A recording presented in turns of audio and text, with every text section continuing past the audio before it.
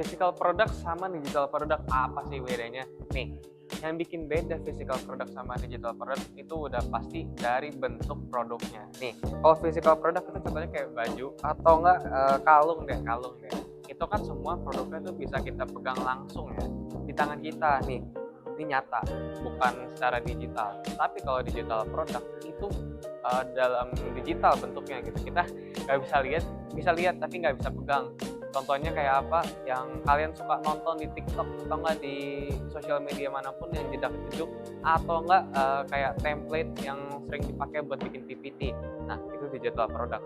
Nah, tapi apa sih keunggulannya digital product? Karena sekarang tuh makin diminati.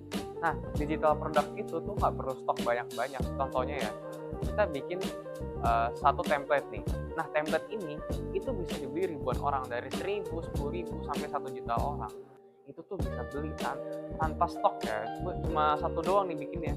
Terus yang kedua ya, kita tuh hemat waktu dan juga hemat energi. Nah, kita tuh nggak perlu capek-capek kayak setiap hari harus bangun pagi, tidurnya malam, dan harus ada jam kerjanya. Itu nggak perlu, karena kalian mau jual di jam 3 pagi pun masih bisa ada yang beli. Nah, kalau yang stok fisikal sebenarnya tuh bukan lebih payah, tapi beda aja konsepnya. Kalau yang physical product itu barang kan bisa dipegang, otomatis kita tuh butuh stok. Nah, stoknya itu perlu biaya waktu dan perlu biaya ya tentu aja duit kan.